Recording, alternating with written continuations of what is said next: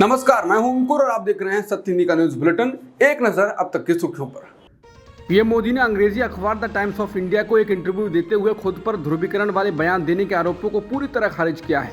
अखबार से बातचीत में उन्होंने कहा कि कांग्रेस ने धर्म के आधार पर आरक्षण देने के लिए कानून बनाकर संविधान का उल्लंघन किया है। ये ध्रुवीकरण नहीं है क्या?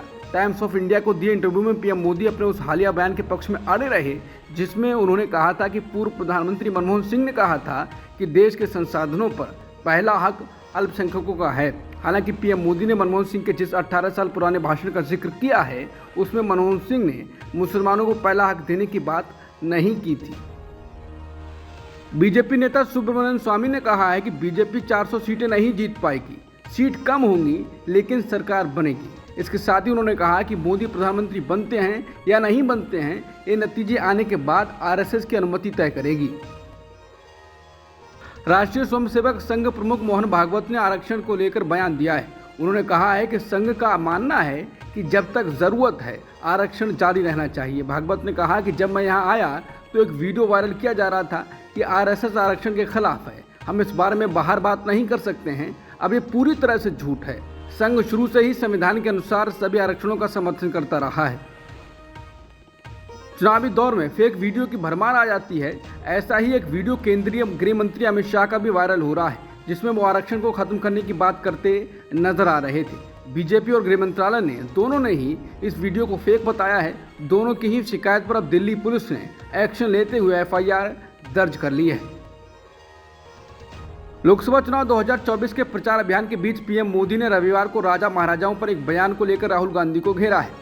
उन्होंने कांग्रेस और राहुल गांधी पर हमला करते हुए कहा कि कांग्रेस के शहजादे को हमारे राजा महाराजाओं के योगदान याद नहीं आते। वो वोट बैंक की राजनीति के लिए महाराजा महाराजाओं के खिलाफ बोलने की हिम्मत करते हैं। पीएम मोदी ने कहा था कि उनमें नवाबों, बादशाहों और सुल्तानों के खिलाफ एक शब्द बोलने की ताकत नहीं है।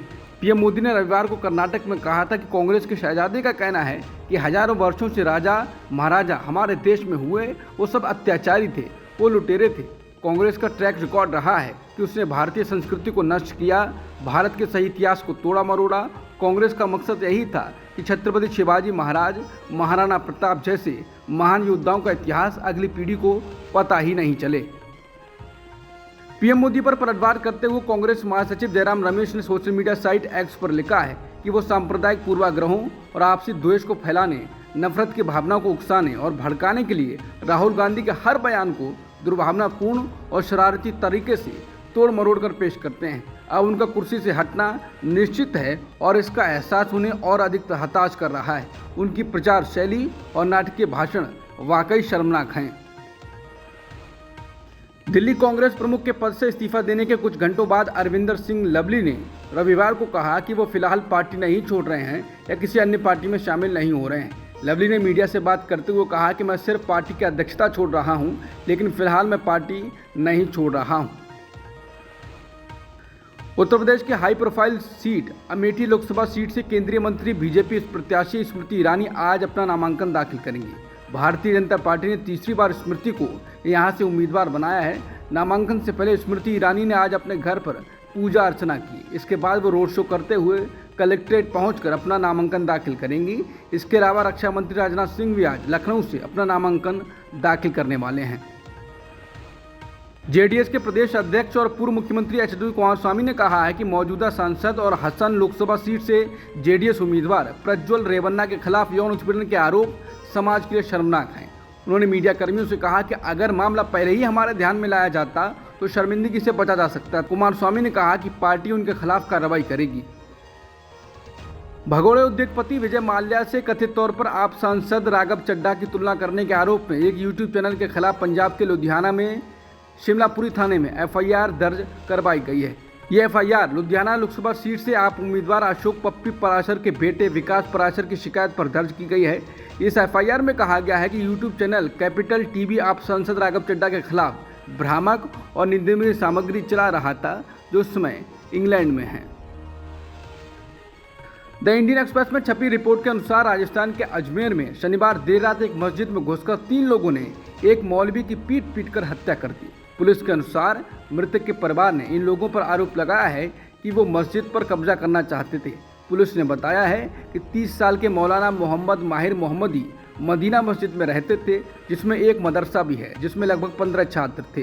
तीनों व्यक्ति शनिवार तड़के करीब 2 बजे मस्जिद में पीछे के दरवाजे से दाखिल हुए और फिर उसी रास्ते से भाग निकले।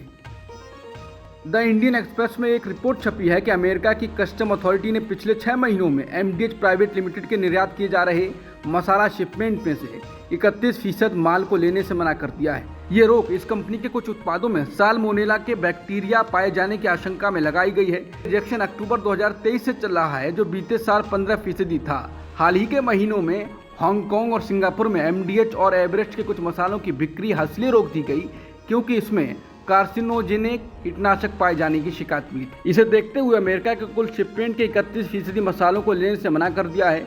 11 ऐसे उत्पाद हैं जिन पर रोक लगाई गई है। इनमें मसाले, फ्लेवर और नमक शामिल हैं। यूक्रेन के सेना प्रमुख ने स्वीकार किया है कि मोर्चे पर हालात बेहद खराब हो गए हैं। जनरल अलेक्जेंडर सिरिस्की ने कहा है कि पूर्वी मोर्चे पर यूक्रेन की सेना को पीछे हटाना पड़ा है। यूक्रेन को अमेरिका से सैन्य मदद मिलने से पहले रूस स्थिति का फायदा उठाने की कोशिश कर रहा है। ब्रिटेन सरकार रवांडा भेजे जाने वाली पहली उड़ान के लिए अवैध प्रवासियों को हिरासत में लेना शुरू करेगी। गृह मंत्रालय की ओर से यह दावा किया गया है। द गार्डियन के मुताबिक सोमवार से अवैध प्रवासियों को डिटेंशन सेंटर में भेजा जाएगा। गृह मंत्रालय का कहना है कि इसके लिए सारी तैयारियां हो चुकी हैं और हम इस ऑपरेशन के आखिरी पड़ाव की ओर बढ़ रहे हैं। पाकिस्तान के विदेश मंत्री इसहाक डार को उप प्रधानमंत्री नियुक्त किया गया है। कैबिनेट डिवीजन ने नोटिफिकेशन जारी कर इस बारे में सूचना दी है। नोटिफिकेशन में कहा गया है, PM शहबाज शरीफ ने तुरंत प्रभाव से इसहाक डार को उप प्रधानमंत्री नियुक्त किया है। वो अगली सूचना जारी होने तक इस पद पर बने रहेंगे। अब तक की सुर्खियों में इतना ही। बाकी खबरों के लिए बने रहिए सत्यहिंदी.com के साथ।